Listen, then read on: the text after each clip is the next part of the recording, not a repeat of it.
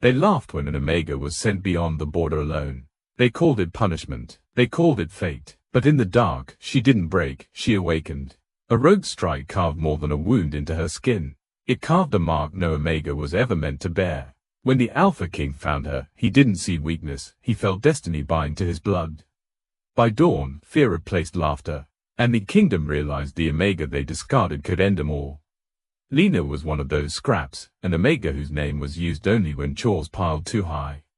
She rose before dawn to scrub training mats, to haul water warm for higher ranks, to mend torn leathers that would never cover her own shoulders. Her scent was kept muted with ash soap, as if her presence were a stain. She had learned to move around clustered laughter, to accept that plates reached her with the best pieces missing. No one asked where her parents went. The story was simply that she belonged nowhere. So she worked, and kept heart shut. In the mess hall, warriors talked over her as if she were furniture. If she stumbled, someone would remark that omegas were born clumsy, then grin at the echoing chuckles. When orders came, they were delivered with careless fingers pointing at her like a tool. The pack's cruelty was rarely loud. It was the steady drip of neglect, the way doors closed in her face, the way blame landed on her whenever a task went wrong. Lena carried it all with practiced stillness, because reacting only made the jokes sharper. She saved her anger for nights when no one watched. What none of them noticed was how she endured. Cold mornings that left beaters shivering never slowed her hands. Long runs to the river and back, burdened with buckets, did not break her breath the way it should have. She healed from scratches faster than expected, hiding the evidence under sleeves and silence. Lena did not understand it herself, she only felt a hard cord inside her, something that refused to snap no matter how often life yanked it. Sometimes, when insults pressed too close, she would go calm in an instant, as if a different instinct steadied her spine. That quiet strength became most obvious during the monthly boundary inspections, when the pack gathered to hear reports from scouts. The outside world was spoken of like bad weather, something real but best ignored unless it struck. Recently, there had been whispers of rogues drifting nearer, unaligned wolves who lived without law and answered only to hunger. The elders dismissed the rumors with bored impatience, insisting that the Alpha's patrols kept the borders clean. To Lena, the talk carried a different weight, because she often found strange tracks near the woodline while gathering herbs and kindling. She told no one. That morning, the head beater found a delivery of cured meat spoiled. The storage room reeked, and frustration needed a target.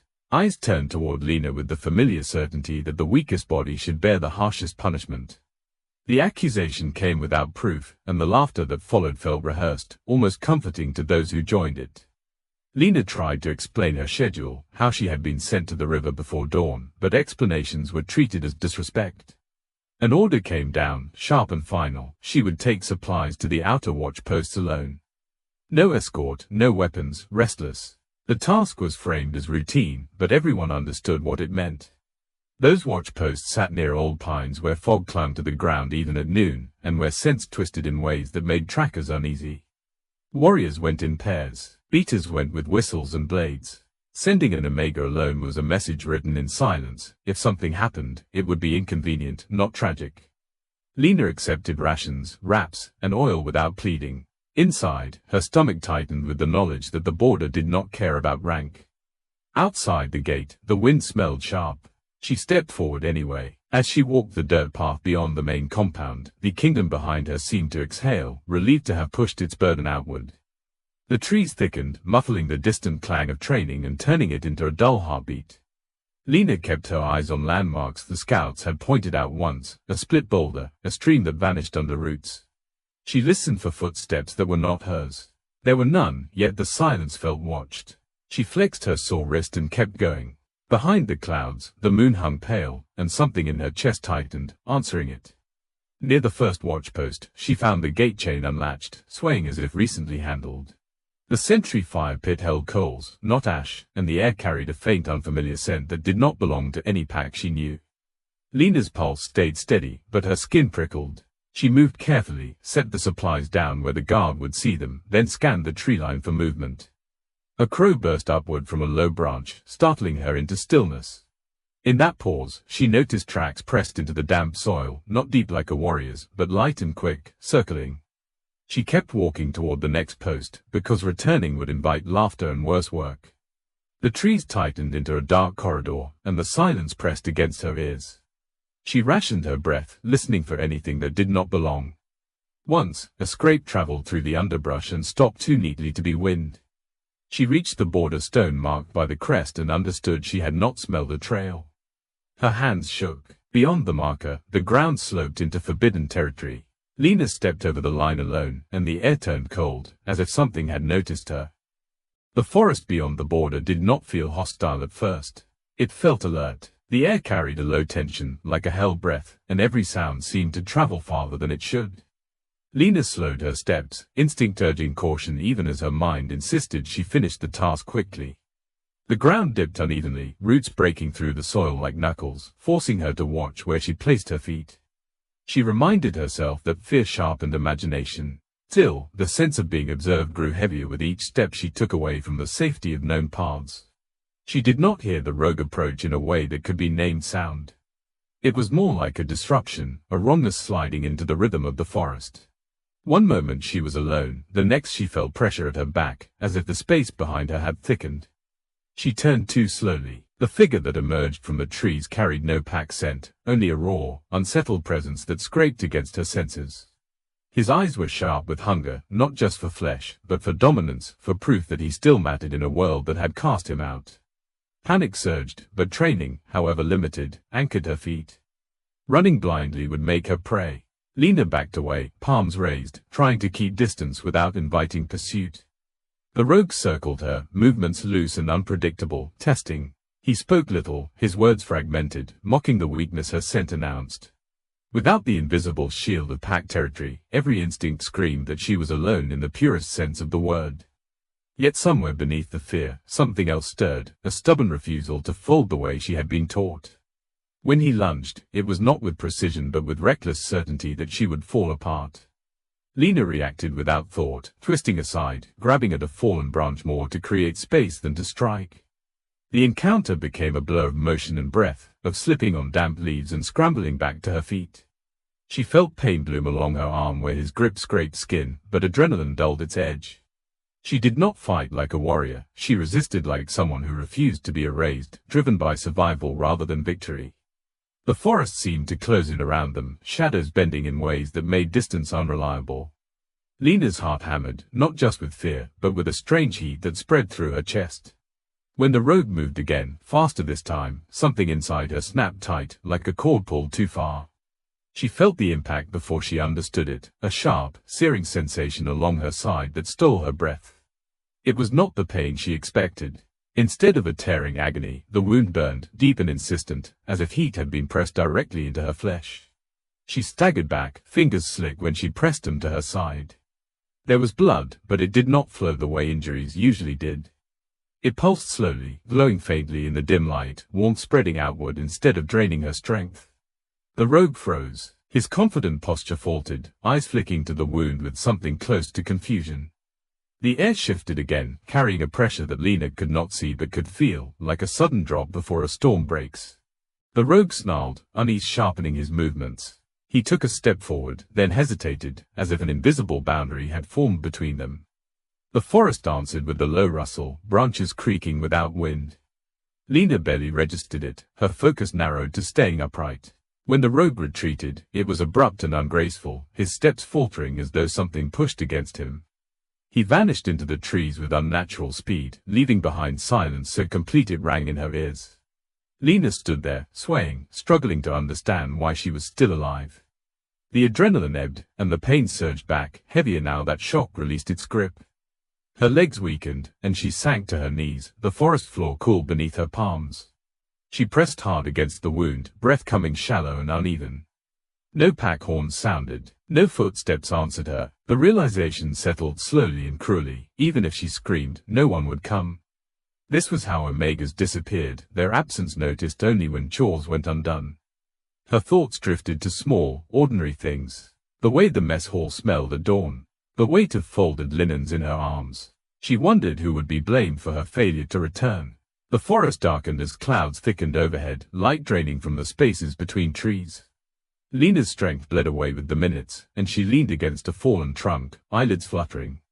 The idea that her life might end here felt unreal, as if it belonged to someone else's story, not her own. Then the wound changed. The burning intensified, but it was not destructive. It felt purposeful, spreading warmth through her veins, steadying her heartbeat instead of weakening it. The pain sharpened into focus, anchoring her to the present. She gasped, fingers tightening as the glow beneath her skin brightened, then settled into a slow, rhythmic pulse. Each throb carried a sense of movement, like something waking up after a long sleep. Fear mingled with confusion. She had been taught that injuries only took. This one seemed to give. The forest responded again, shadows shifting, the air thick with an unfamiliar authority.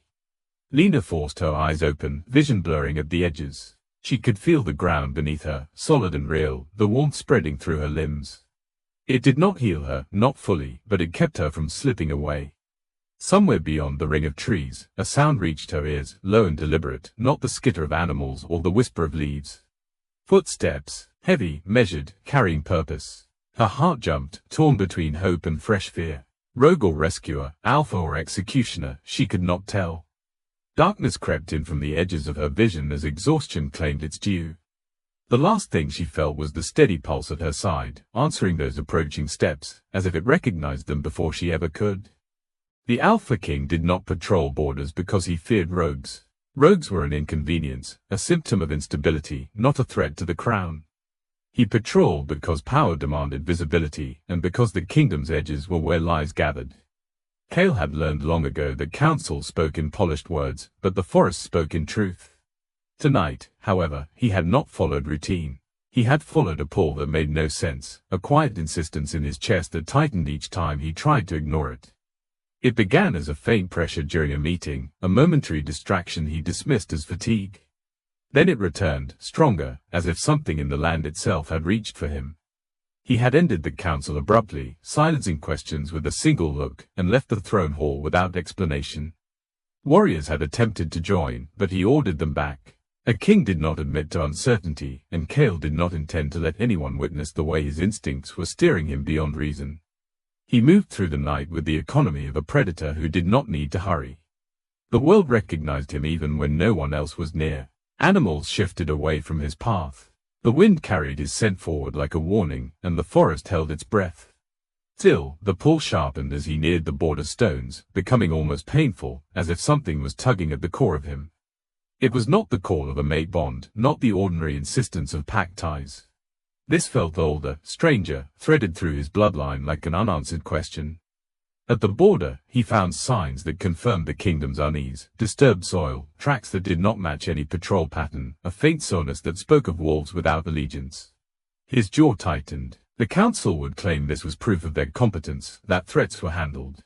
Yet Kale sensed something else layered beneath the evidence, a vibration in the air that did not belong to rogues. He crossed into forbidden territory without hesitation, not because it was permitted, but because nothing in his world truly barred him. The deeper he went, the more the pull became precise. It led him through a narrow corridor of pines into a clearing that seemed dimmer than it should have been, as though light avoided it. There, near a fallen trunk, lay a small figure curled against the earth. At first glance, she looked like another casualty of the border, an unfortunate body the forest would swallow. Then Kale caught her scent, faint and muted, layered with ash soap and exhaustion. Omega, the word formed in his mind with a harsh edge of disbelief. Kings did not stop for Omegas. That was the rule the kingdom lived by, unspoken but absolute. Omegas belonged to packs, to chores, to the shadows. If one wandered into the forbidden, it was because she had been foolish or sent. Either way, it was not his concern. Yet the pull in his chest tightened violently the moment he looked at her side, where a wound glowed faintly beneath her hand. The air around it trembled, as if power leaked through the skin into the world. Kale crouched slowly, studying her without touching. Her face was pale, lashes dark against her cheeks, lips parted as if she had tried to call out and failed. She was unconscious, but not still in the way of death. Her breathing was shallow and rhythmic, anchored by something unnatural. The wound should have weakened her, should have left her scent drenched in fear and blood. Instead, it radiated heat, and beneath that heat Kale sensed an echo of energy that made his own wolf stir restlessly. His first instinct was irritation, sharp and defensive. Someone had crossed boundaries, triggered forces that did not belong in his kingdom. His second instinct was colder, remove the problem. A king could not afford mysteries. But a third instinct surged beneath both, undeniable and intimate, as if his own body recognized her before his mind could categorize her. It urged him closer, not with desire, but with a grim certainty that leaving her here would be a mistake the land itself would punish. He reached out, fingertips hovering inches above her side. The warmth pressed against his skin even without contact. When he finally touched, a faint shock ran up his arm, not painful, but startling, like the sudden awareness of being seen. The wound pulsed under his fingers, and for the briefest moment Cale felt something answer inside him, a low resonance in his chest that made him draw a sharp breath. He pulled his hand back immediately, eyes narrowing. This was not ordinary injury. It was a mark in the making, and marks belonged to alphas. Cale's mind ran through old lore he had been forced to memorize as a prince, stories dismissed as superstition by modern councils but preserved in royal archives. Tales of bloodlines that carried ancient obligations, of bonds forged through pain rather than ceremony. He had always believed those stories were crafted to control young rulers, to keep them respectful of tradition. Yet the sensation in his hand felt too real to be myth. He looked at the Omega again, and something in his chest hardened. She was not merely unlucky. She was connected to something that had found him, reached through darkness to pull him here. Cale hated that. He hated not knowing. He hated the idea that any force, even fate itself, could steer him without consent. And yet, as he watched her, he also felt a flicker of something he had not allowed himself in years, recognition. Not of her face, not of her rank, but of the quiet endurance etched into her posture even in unconsciousness. Behind him, the forest remained silent, but Cale knew it could change instantly. Rogues might return. Patrols might stumble across them. If anyone saw him kneeling beside an Omega, it would become a scandal that undermined authority and invited political games. His council would demand an explanation. Rival packs would smell weakness. Tradition would insist she be left, because an Omega did not justify risk. Cale stared at the border trees and realized, with a flash of cold clarity, that his instincts did not care about tradition. He slid an arm beneath her shoulders and lifted her carefully. She weighed less than she should have, all sharp bones and exhaustion. As he rose, her head fell briefly against his chest, and the contact sent another subtle tremor through him. The wound pulsed again, brighter now, as if it reacted to his proximity. Cale's grip tightened, not in comfort, but in control, as if holding her more firmly could silence the strange current moving between them. He carried her through the forest at a steady pace, avoiding open paths, moving like someone who did not want witnesses. His mind worked relentlessly, building defenses, constructing explanations he might deliver to the council if forced. He told himself he was retrieving an asset, a mystery to be studied, a potential threat to be contained. Yet each time her breath brushed his skin, each time the wound pulsed against his arm, he felt the pull deepen, threading itself into him with quiet persistence. Near the border stones, he paused, sensing the shift in territory like a line drawn across the world. The moment he stepped back into the kingdom's domain, the air seemed to accept him again, but the pull did not fade. If anything, it sharpened, as if the land had been waiting for this crossing. Cale glanced down at Lena's side, and his stomach tightened. The glow had changed. It no longer looked like raw injury alone. The edges of the wound seemed to shape themselves, forming lines too deliberate to be accidental. He had seen marks before, claimed through ritual or instinct, but never like this. This was not a bite, not a scar, not a symbol carved by ceremony. It was as if the wound itself had decided to become something else, and it was doing so in response to him. Cale's throat went dry. He felt an answering heat flare beneath his own skin, faint but undeniable, right over his heart. For the first time in years, the Alpha King felt something close to fear, not of enemies, but of a truth he could not command. He stared at the changing mark and understood, with brutal certainty, that this was no longer about saving an Omega. Whatever had awakened in her blood had reached for him, and it was binding itself to him with every step he took. Lena woke to warmth that did not belong to her world. It was the kind of warmth reserved for the high-ranked, steady fires, thick blankets, clean air that didn't smell of ash, soap and sweat. For a moment she thought she had died, that this was some strange mercy where pain no longer mattered. Then the softness under her back registered as a mattress, not forest ground, and the ceiling above her came into focus, dark wood beams carved with symbols she had only glimpsed from a distance. Royal quarters. The realization hit like ice. Omegas did not wake in places like this. Her first instinct was to sit up and flee, but her body refused the command. A tight pull at her side made her gasp, not from sharp agony but from a deep, heated ache that felt alive. She turned her head slowly, disoriented, and saw the edge of bandages wrapped carefully around her ribs. Beneath them, something pulsed, faintly visible through the cloth, like an ember refusing to die. Panic rose anyway, thick and choking. Her mind scrambled for reasons. She had crossed the border. She had been attacked. She should have been left. She should not be here. The door opened without warning, and Lena flinched so hard the sheets twisted around her legs. Two guards stood in the doorway, rigid and watchful, their eyes scanning her like she was a problem that might move. Behind them, the Alpha King entered, and the air in the room changed at once. It wasn't that he was loud or dramatic. It was that everything seemed to align around him, scent, gravity, attention. Lena had seen him only from afar during ceremonies, a dark figure above a crowd. Up close, the calm authority in his posture made her throat tighten. She tried to speak, to ask why she was here, but the words snagged on fear.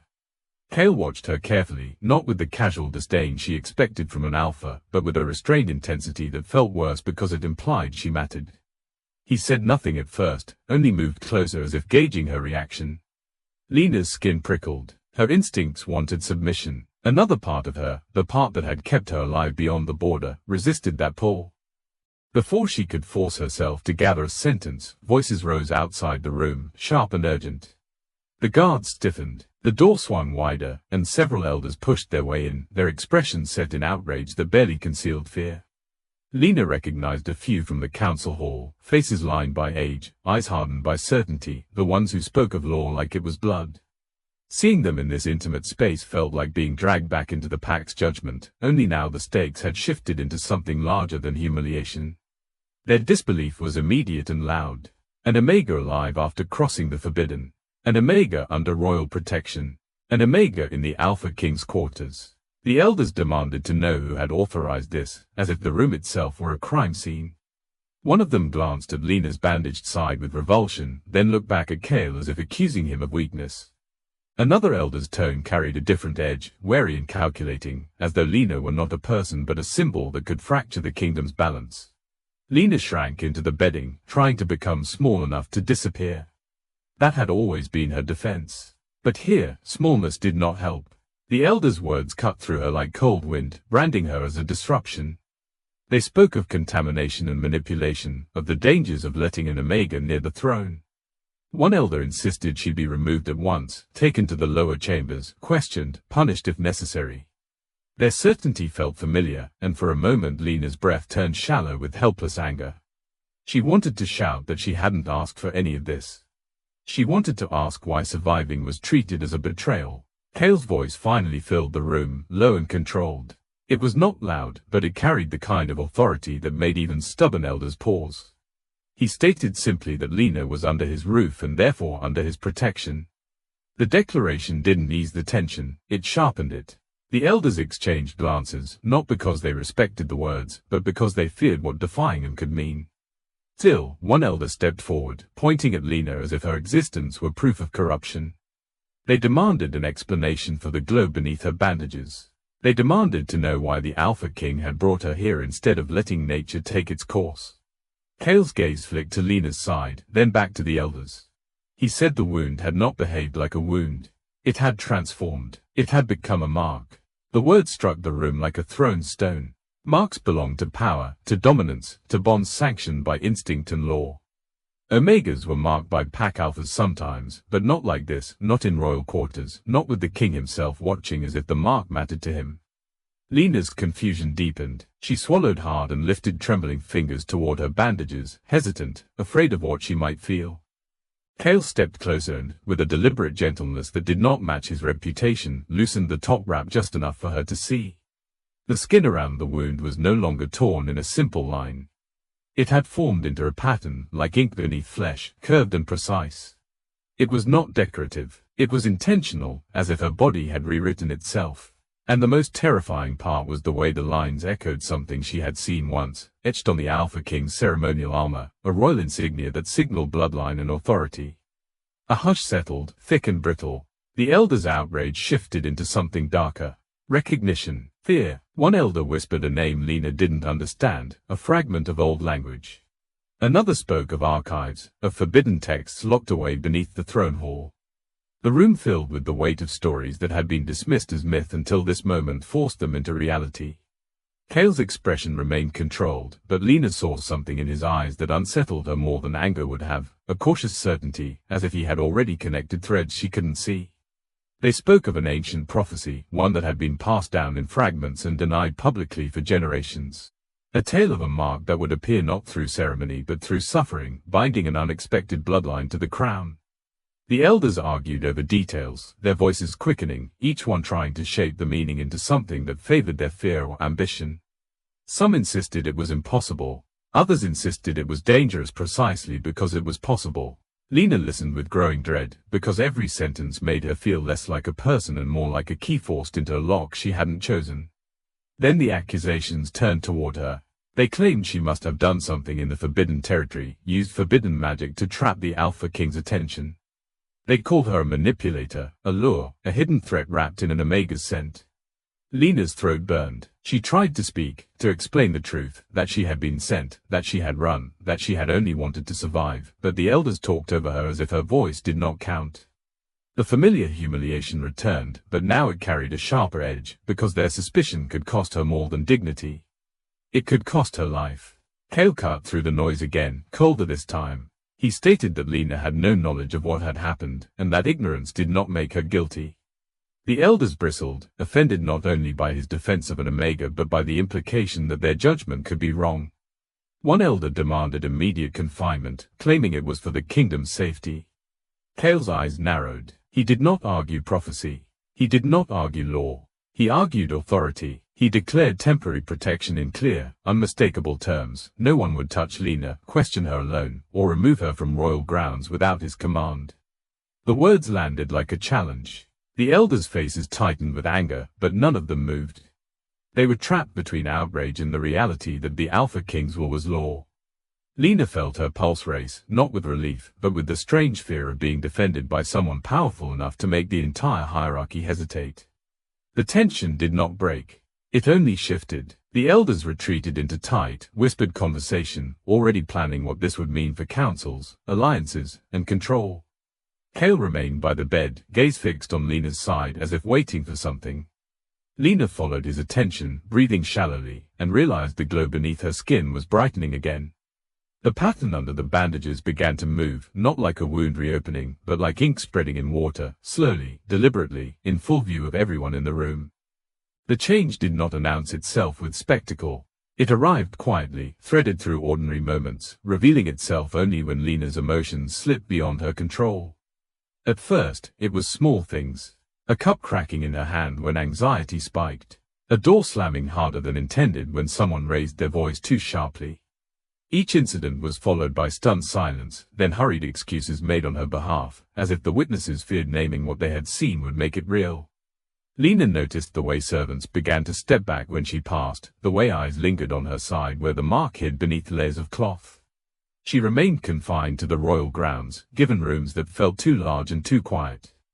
The protection Cale declared kept her alive, but it also placed her under constant scrutiny. Guards watched her with a caution that bordered on reverence, unsure whether to treat her as fragile or volatile. The laughter that once followed her through pack halls had vanished.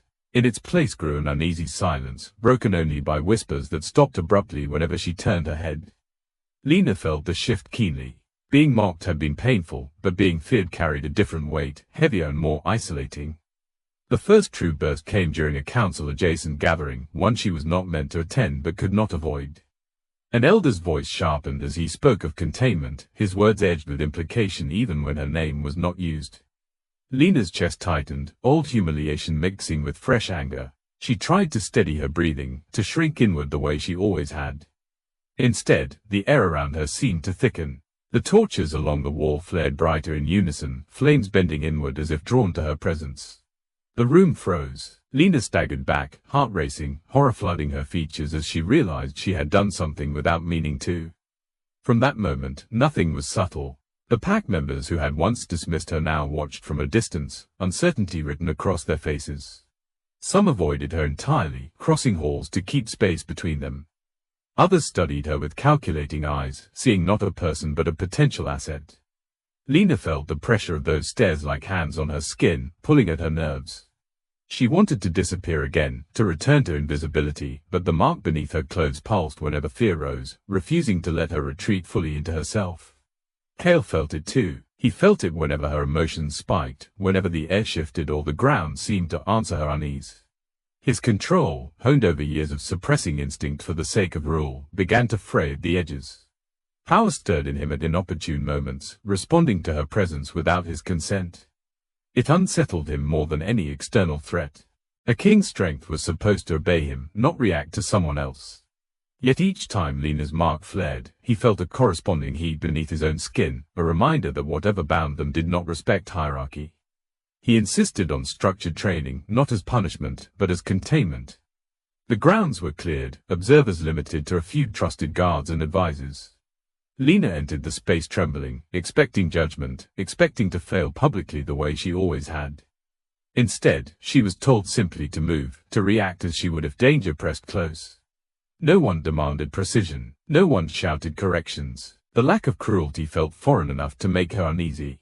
What emerged surprised everyone, including Lena. She did not move like an Omega trained for obedience, nor like a warrior drilled in technique. Her reactions were fluid, instinctual, shaped by avoidance and redirection rather than confrontation. When startled, she did not strike, she shifted, repositioned, created space. The air responded to her movements in subtle ways, pressure changing just enough to throw off anyone who advanced too quickly. It was not violence, it was control without aggression, as if the world itself bent slightly to accommodate her need to survive. Cale watched in silence, jaw tight. This was not power meant for domination. It was power born of endurance, of adapting rather than conquering. That realization unsettled him deeply, because it challenged everything the kingdom believed about strength. The elders, when informed, reacted predictably. Some dismissed the displays as tricks, illusions fueled by fear. Others argued that untrained power was more dangerous than deliberate aggression. Messages began to arrive from rival packs, their concern wrapped in formal language that barely concealed alarm. Balance, they claimed, was at risk. Political tension crept into every corridor. Councils stretched long into the night, voices raised behind closed doors. Lena caught fragments when she passed servants carrying documents, whispers that trailed off when she appeared. Words like destabilizing and precedent drifted through the air. She learned to keep her head down again, but this time it did not shield her. The mark reacted to stress, glowing faintly when her heart raced, drawing attention even when she wished to fade. The cruelty did not return in open laughter. It returned in something colder. Polite smiles that did not reach eyes. Questions framed as concern that felt like traps. Lena sensed the shift instinctively. Where once she had been harmless, now she was inconvenient. Dangerous. The realization hollowed her chest. She had not asked for power. She had only wanted to live. One evening, restless and unable to sleep, Lena wandered too close to a council antechamber, drawn by raised voices. She froze when she recognized the tone, careful, deliberate, the kind used when decisions carried consequences. Pressing herself into the shadowed archway, she listened despite the warning screaming in her mind. An elder spoke of solutions that would preserve stability. Another suggested accidents, quietly arranged. The word eliminate was never used, but it did not need to be. Lena's stomach dropped as understanding settled in. They spoke of her as if she were already gone, a variable to be removed. The protection Cale offered was temporary, they said. The mark was unpredictable, waiting only increased risk. Someone argued that it would be kinder to act before she fully awakened into whatever the prophecy hinted at. Lena's breath came shallow and fast. Every instinct screamed at her to run, but years of conditioning rooted her in place, listening to her own sentence being decided without her consent. She backed away silently, heart pounding so hard she was sure it would give her away. The corridors felt longer than ever as she returned to her rooms, mind racing. Trust fractured inside her, not just in the elders, but in the idea of safety itself. Protection could be withdrawn, authority could shift. She had learned that lesson long before the mark appeared, but now it carried fatal weight. That night, the mark burned hotter than it ever had, not in pain but in urgency. Lena paced, fingers digging into her palms, torn between fear and a growing certainty that staying meant waiting for someone else to choose her end. She thought of Cale, of his conflicted gaze, of the way his power reacted to hers as if bound by something neither of them fully understood. She did not doubt he meant to protect her, but intentions could be overruled.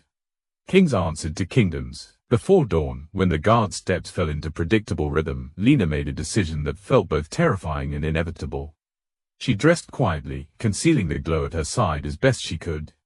The corridors welcomed her like old accomplices, shadows offering cover she had learned to navigate over a lifetime of being unnoticed. No alarm sounded. No one stopped her. It was as if the grounds themselves hesitated, unsure whether to bar her path. By the time the sun edged over the horizon, Lena was gone. Her room stood empty, bed cold, the mark's faint heat lingering in the air like a question left unanswered. When the absence was discovered, it sent a ripple through the royal grounds, sharp with disbelief and fear. Somewhere beyond the walls, an Omega the kingdom no longer knew slipped into uncertainty, and the power everyone feared moved with her into the dark. The moment Lena's absence was confirmed, the royal grounds shifted into quiet chaos.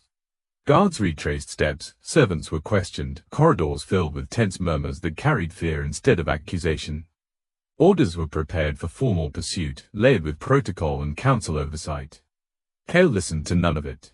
The instant he felt the hollow ache beneath his sternum, the place where the answering heat had gone abruptly cold, he knew she had left by choice. And he knew, with equal certainty, that if the council touched this search, Lena would never truly be found alive. He abandoned the throne hall without ceremony, shedding authority like armor. No escort followed him into the early light. No banners marked his path. Cale moved as a wolf rather than a king, tracking not with haste but with focus, letting instinct guide him past the outer roads and into the quiet stretches where the kingdom thinned into wilderness. The pull returned as he crossed the lesser borders, faint but persistent, threaded with a sense of distance rather than loss. She was still alive. That knowledge steadied him more than any report could have. Lena moved with purpose, not panic. Cale recognized it in the way her trail avoided roads and settlements, favoring old paths only those accustomed to being unseen would know. She was not running blindly. She was choosing exile, believing distance was the only way to keep the kingdom from tearing itself apart over her existence. The realization tightened something in Cale's chest. Power had taught him many lessons, but restraint was not one the crown encouraged. Yet here was an Omega who understood consequence more clearly than most rulers he had known. He found her near the edge of a ravine where the land dipped toward unclaimed territory, the air sharp with the promise of leaving everything behind. She stood still, pack slung over one shoulder, gaze fixed on the horizon as if memorizing it. The mark beneath her clothes pulsed faintly, responding to his presence before she turned. When she did, fear flickered across her face, followed quickly by resignation. She did not beg. She did not run. That alone told Cale how far she had come from the girl who scrubbed floors in silence. They stood facing each other with the space between them heavy with unspoken truths. Lena's voice, when she spoke, carried no accusation, only tired clarity. She told him she would not be the reason the kingdom fractured, that she would not wait quietly while decisions about her life were made in rooms she was never meant to enter. Exile, she said, was not freedom, but it was choice. Cale listened without interruption, something he rarely offered anyone. Each word confirmed what instinct had already told him. This was not defiance. This was survival shaped into resolve. Behind them, faint movement stirred. Cale sensed it before Lena did, two figures emerging from cover, low-ranked guards who had noticed her absence and chosen to help rather than report. Fear radiated from them as they realized who stood before them now. They dropped to their knees instinctively, expecting judgment, punishment, erasure. Cale regarded them for a long moment, feeling the weight of what tradition demanded. Then he did something no one watching expected. He dismissed them with a single, quiet command to return and forget what they had seen. The choice rippled outward, subtle but profound. Mercy, in that moment, was not weakness. It was a declaration that authority did not require cruelty to sustain itself. Lena watched him closely, confusion breaking through her guarded composure. She had seen alphas punish lesser wolves for far less. This restraint did not fit the stories she had been told about kings. Cale met her gaze steadily, offering no justification, only consistency. The message was clear without being spoken. Survival did not have to be earned through suffering. They moved away from the ravine together, not toward the kingdom yet, but into a neutral stretch where the land held no immediate claim over either of them. There, Cale spoke of the prophecy, not as a weapon, not as destiny wielded against her, but as truth long buried because it threatened established order. He told her the fragments he knew, that the mark was never meant to belong to the powerful by birth, that it was said to awaken through endurance rather than dominance. That it would bind ruler and outcast not through ownership, but through recognition. Lena listened in silence, absorbing the words with a mixture of skepticism and dawning understanding. For the first time since the border, someone spoke to her without assuming intent or guilt. Cale did not offer commands. He did not promise safety. He offered knowledge, placing choice back in her hands where it had been stripped away for so long. The effect was immediate and profound. The tension in her shoulders eased slightly, not because she felt safe, but because she felt seen. Their bond shifted in that quiet space, deepening without crossing into something defined by desire or claim. It was an alignment of awareness, a shared understanding that neither of them fit cleanly into the roles assigned to them. Cale saw in Lena a strength that challenged his definition of leadership. Lena saw in Cale a restraint that challenged her belief that power only existed to harm. Trust did not bloom suddenly. It edged forward carefully, built on restraint rather than promise. As they turned back toward the kingdom together, neither unaware of what that choice meant, distant howls carried on the wind, signals traveling fast between packs. News moved quicker than mercy ever did. Somewhere beyond the borders, rival alphas listened, calculated, and decided. An omega marked by ancient power was not just a disruption. She was a catalyst. By the time Cale and Lena crossed back into contested land, alliances were already shifting. The air felt heavier, charged with intention. Cale sensed it with the same instinct that had drawn him to her in the forest. This was no longer a quiet crisis that could be contained by walls and councils.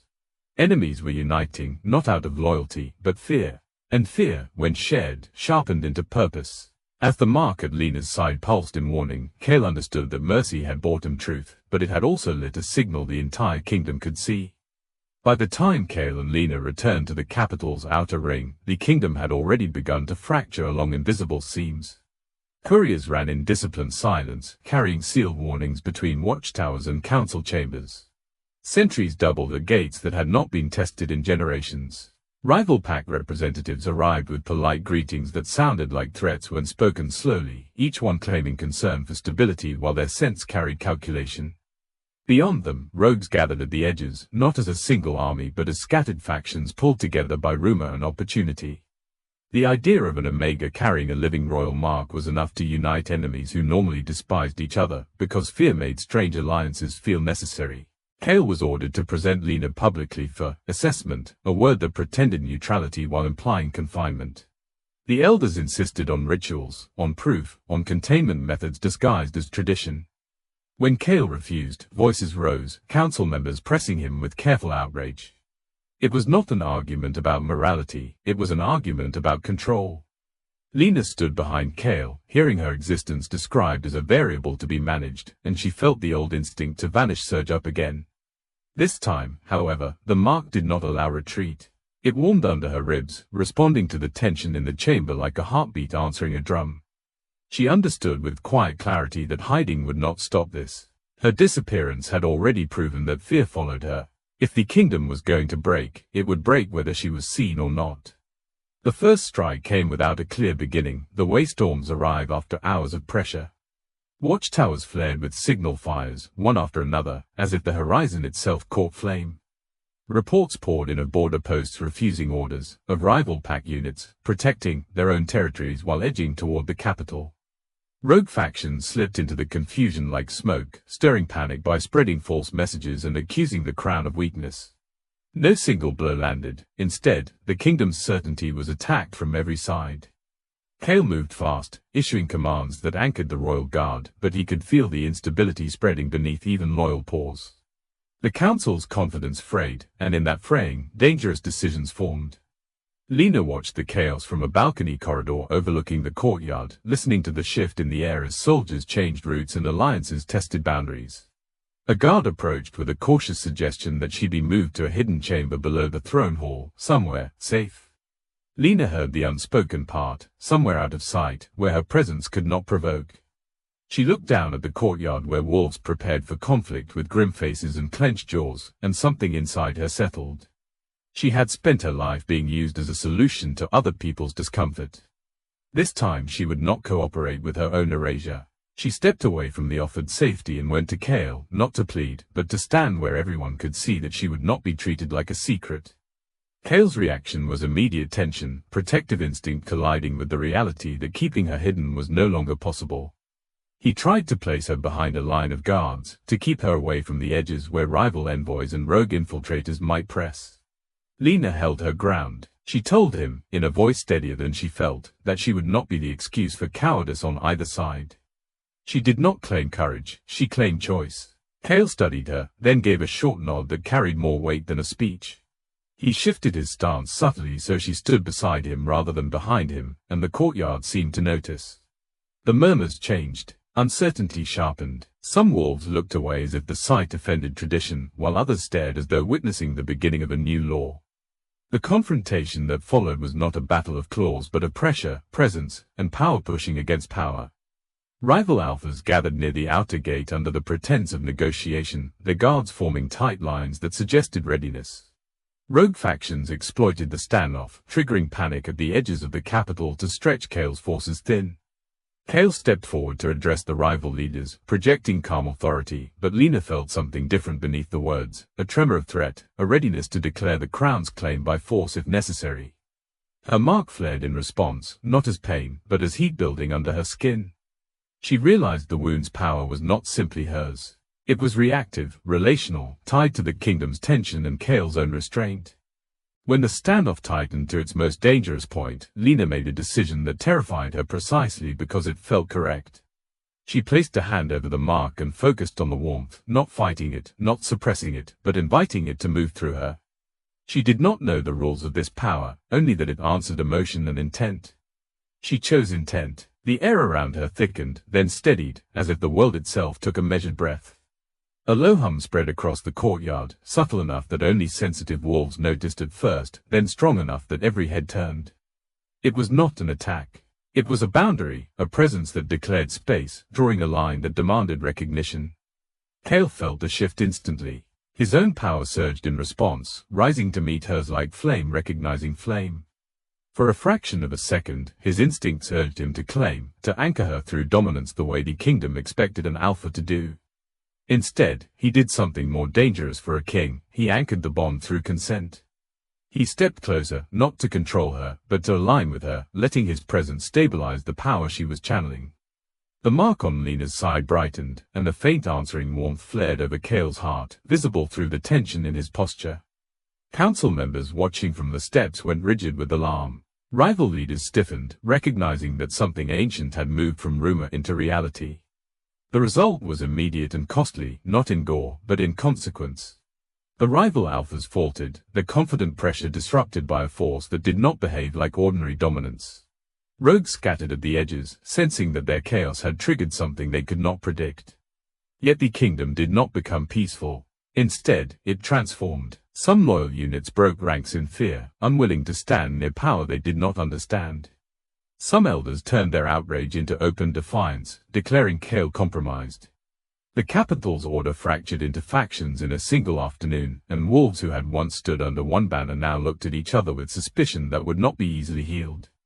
Lena held the boundary as long as she could, feeling the power surge through her ribs like a river forcing its way through stone. She kept her focus on stopping collapse, on holding the line between standoff and catastrophe, even as her vision blurred at the edges. The warmth that had once felt like protection became heavy, demanding more of her than her body could give. Kale stayed with her, jaw clenched, trying to stabilize the surge without breaking the kingdom's rules so completely that it would never recover.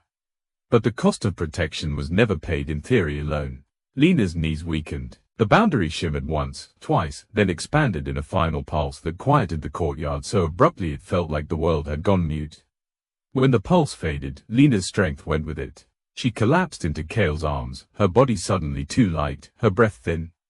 The mark dimmed from bright ember to faint glow, then to a pale trace under her skin. Around them, the courtyard stood in stunned silence, as if every wolf had forgotten how to move. Kale lowered her carefully to the stone, one hand braced at her shoulder, the other hovering over the mark as though willing it to hold. He leaned close, listening, the way a king who had never feared anything listened now with dread. Her heartbeat faltered, slowed, and then became so faint it felt like it might vanish entirely as the battlefield of tense bodies and broken alliances fell silent around them. Lena did not wake the way she had before, confused and frightened in a place that did not belong to her. This time, awareness returned slowly, deliberately, like dawn choosing the right moment to break the dark. She felt weight first, not the crushing heaviness of injury, but the steady presence of her own body grounded in space. Her breath came evenly, her heartbeat strong and sure, no longer faltering. When she opened her eyes, the ceiling above her was unfamiliar, carved with older symbols than those of the royal chambers, patterns reserved for moments that altered the course of the kingdom itself. The mark at her side was still there, but it no longer burned or pulsed unpredictably. It rested beneath her skin like a settled truth, warm without urgency, powerful without demand. When she shifted slightly, testing herself, there was no surge of pain, no wave of uncontrolled force. Instead, there was balance. The power that had once reacted to fear now responded to intention, as if it had finally found its shape. Lena exhaled slowly, realization unfolding with each breath. She had not survived by accident. Something had completed itself. Word spread quickly, carried not by rumor but by witnesses who had felt the shift ripple through the capital. Wolves gathered in the outer hall, their voices low, reverent, uneasy. No one laughed now. No one dismissed what they had seen. The courtyard where Lena had collapsed had become a place of quiet significance, spoken of in tones usually reserved for old victories and older warnings. Elders were summoned, records retrieved, and sealed archives opened under guard. The prophecy they had denied for generations no longer belonged to the past. It stood breathing among them. When Lena was brought before the kingdom, supported but unbound, the silence that greeted her was unlike anything she had known. It was not the silence of dismissal or fear. It was the silence of recognition. She walked steadily, feeling the weight of hundreds of gazes, yet none pressed her down. The mark showed clearly now, no longer hidden by cloth or shame. Its lines had refined themselves, forming a complete symbol that echoed ancient carvings embedded in the hall's foundations. There was no denying it. The prophecy had not been misread. It had been misunderstood. The elders spoke first, voices stripped of arrogance. They recited the old words, not as myth but as record, that power born of endurance would rise when the kingdom's hierarchy became brittle, that the crown would be bound not to dominance, but to balance. That the one who carried the mark would not rule by bloodline alone, nor by force, but by having survived what the kingdom inflicted on its weakest. As the meaning settled, murmurs rippled through the gathered packs. Instinct responded before law could catch up. Lena felt it in the way wolves straightened, the way their sense shifted subtly, acknowledging her not as a omega, not as anomaly, but as something new. The formal declaration followed, slow and deliberate. By ancient statute, classification was not merely a title but a recognition of instinctual reality. The elders hesitated, then spoke the words that shattered centuries of order. Lena was no longer omega. The law adjusted itself around her existence, rewriting what it meant to belong. The shift echoed through the hall like a crack through stone. Some faces tightened with resistance. Others softened with relief. For Lena, the words felt unreal until she noticed the change inside herself. The instinct that had always pushed her downward, urging submission, was gone. In its place stood something steadier, quieter, unyielding.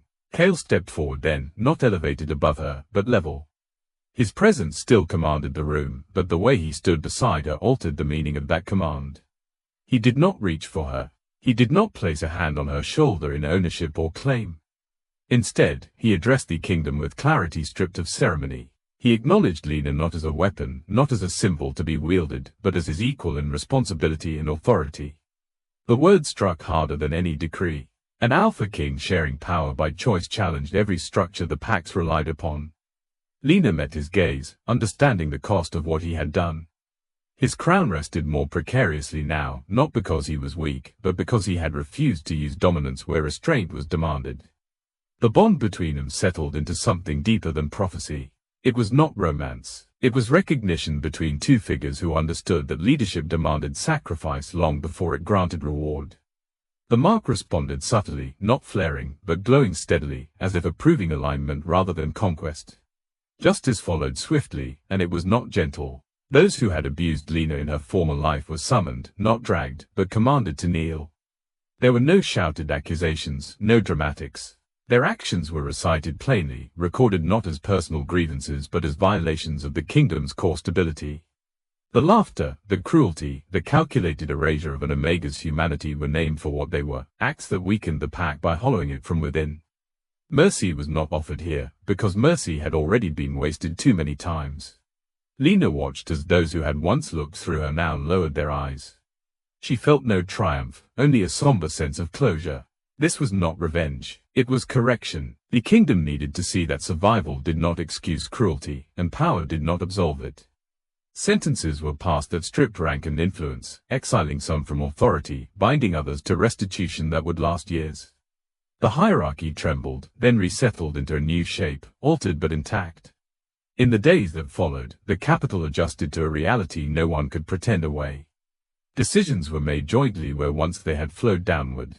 Councils restructured, pack laws were revised to account for endurance alongside strength. Wolves who had lived their lives unnoticed found their voices cautiously welcomed. The balance of power did not tilt gently. It shifted permanently, carving a new center that could not be undone without tearing the kingdom apart. Resistance simmered, but it no longer held the weight of inevitability. Lena stood at the heart of this change, not because she demanded it, but because her existence made denial impossible. She felt the kingdom around her, its tensions and hopes threading into something that felt, for the first time, honest. Yet even as stability began to take root, she sensed unease coiling beneath the surface. The mark remained calm, but her instincts sharpened, attuned now to subtler threats. In a council chamber sealed from the public eye, a single elder sat in silence, hands folded too neatly, gaze too composed. While others adjusted, calculated, or mourned lost influence, this figure watched and waited. Change had occurred, yes, but not all threats announced themselves through open defiance. Some hid behind patience. As Lena stepped into her new role and the kingdom exhaled, a final danger gathered its resolve from within the very council sworn to uphold the new order. The capital's first weeks under the new balance felt like walking across ice that might crack at any careless step. On the surface, order returned. Patrols resumed. Councils met on schedule. Rival envoys departed with forced politeness, promising peace while carrying uncertainty home. Yet Lena could sense the strain underneath. The kingdom had not simply changed leadership, it had challenged the logic that held packs together. Wolves who had always benefited from hierarchy smiled too easily and offered cooperation too quickly, as if waiting for the right moment to pull the old world back into place. The warning came from an unexpected place, a clerk in the archive vault, a quiet beater who had spent years preserving sealed records. He requested an audience with Kale, trembling as if he expected punishment for speaking at all. Lena insisted on being present. She had learned that truth rarely survived the journey through powerful hands unless someone watched it closely. The clerk produced a ledger bound in old leather, marked with council seals and dates that reached back through decades. Its pages held transactions, names, and directives written in careful script, each line a small piece of an ugly pattern. The betrayal was not dramatic at first glance. It was bureaucratic, disguised as policy. Lena read the entries slowly, her stomach tightening as she realized what they documented: deliberate manipulation of Omega classifications, forced placements, sanctioned work assignments that were essentially exile without the dignity of the word. It was the architecture of cruelty built into law, polished until it looked like order. Names appeared repeatedly, including those of elders who had stood closest to the throne for years, advising Kale's father, advising Kale, shaping decisions while claiming loyalty. They had not simply ignored suffering. They had designed it. Kale's expression hardened as he scanned the records, but it was not surprise that sharpened him. It was recognition. He understood how easily councils could shape a ruler's perception by controlling what reached the throne. He had believed the worst abuses were isolated, the result of individual cruelty.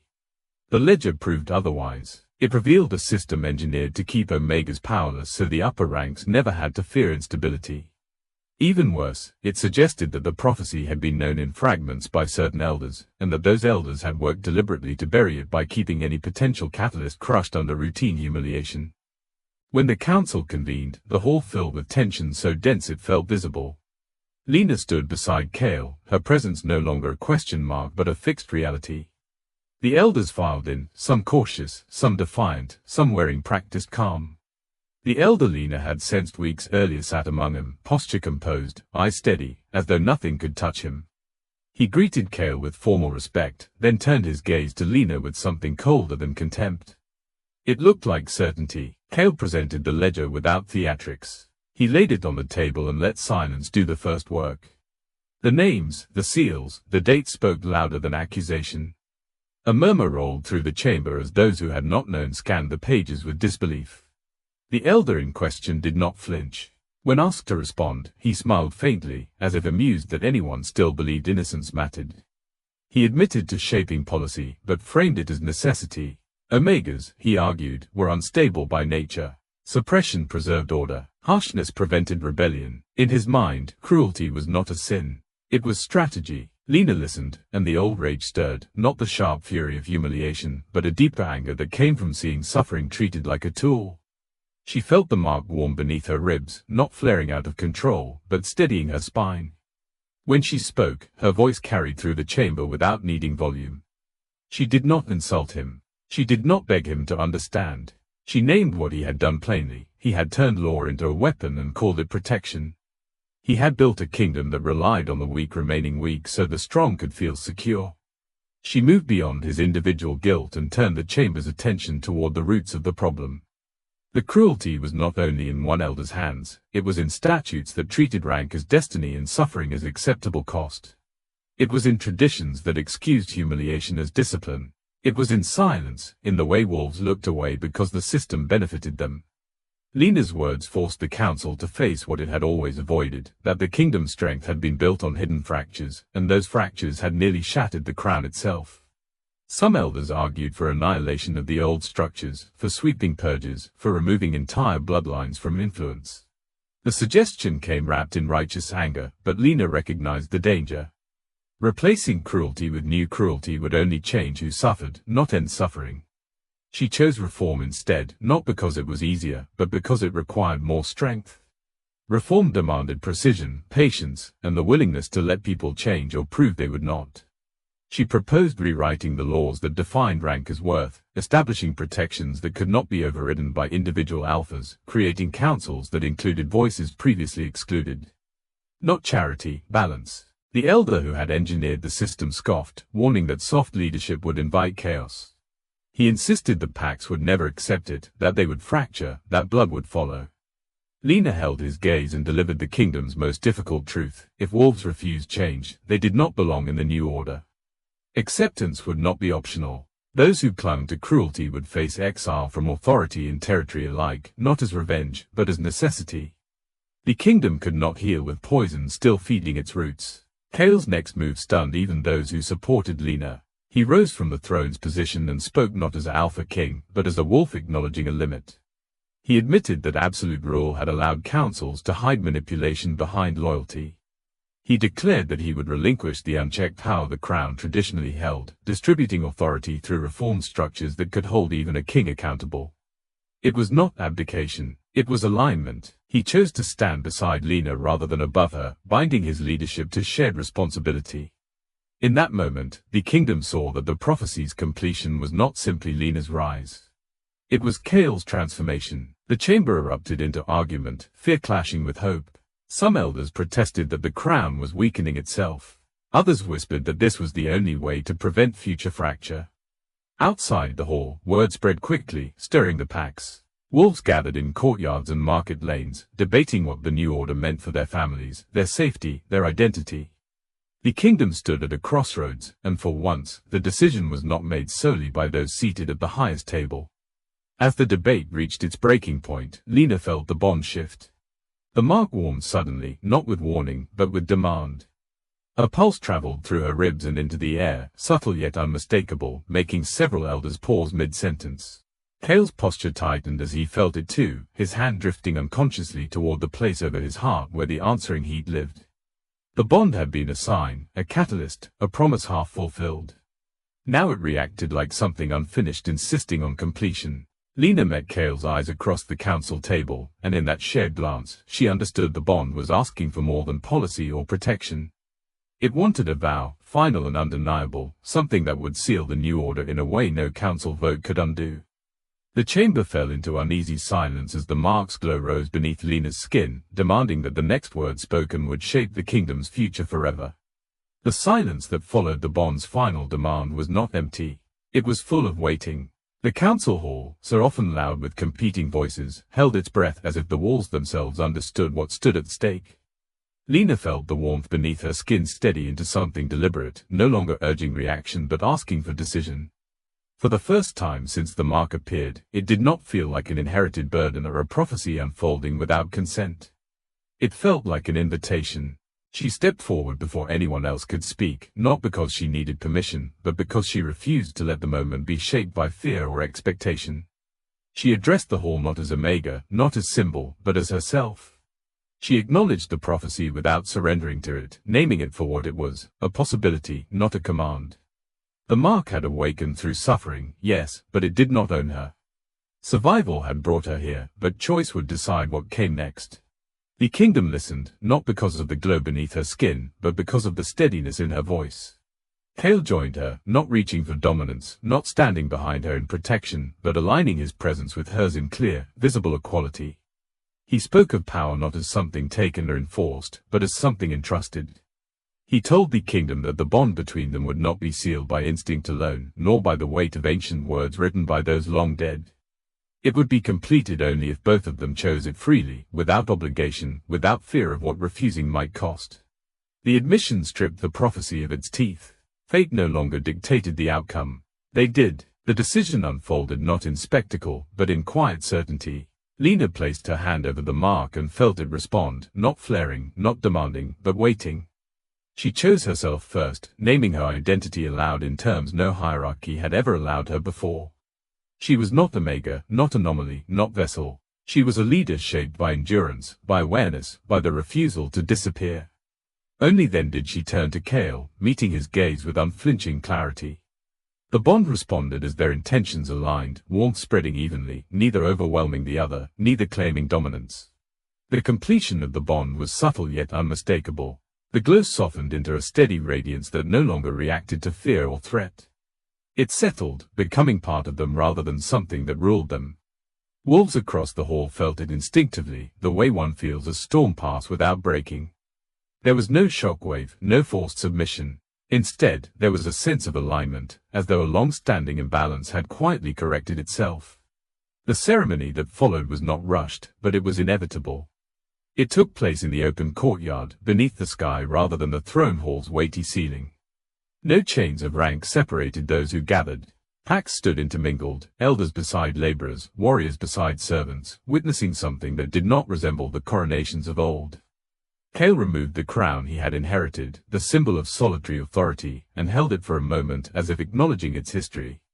Then, with deliberate care, he reshaped the ritual itself. He crowned Lena not as possession, not as consort bound to his power, but as co-sovereign, equal in responsibility and voice.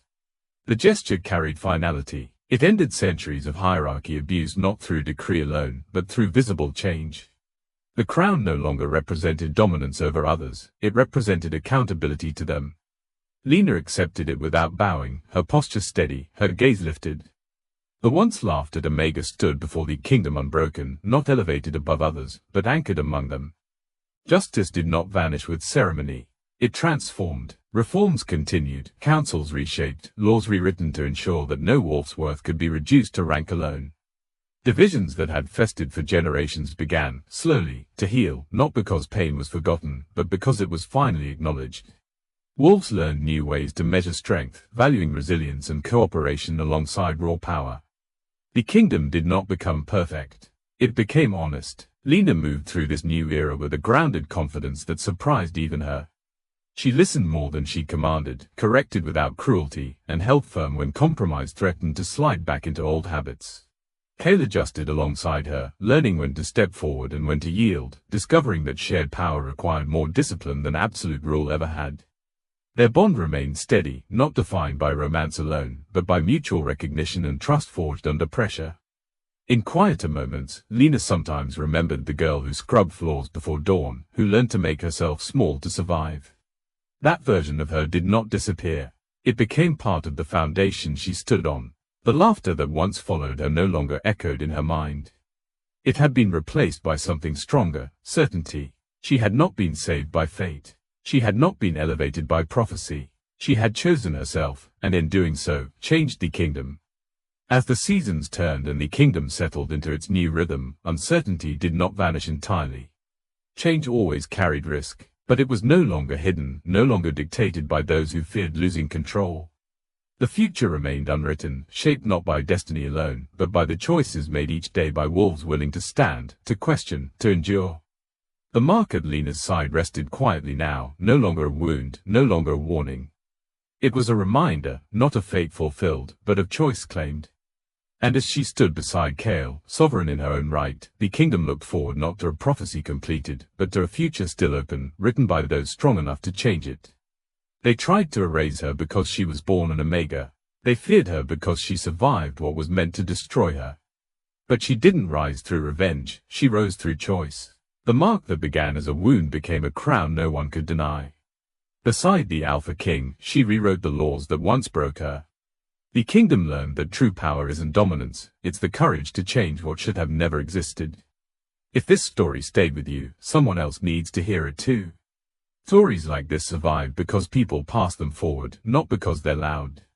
New chapters and darker twists are already unfolding, and only those who stay close will see them first. This world is far from finished, and neither is her legacy. So tell me, where are you watching from right now, and what part of the world is hearing her story today?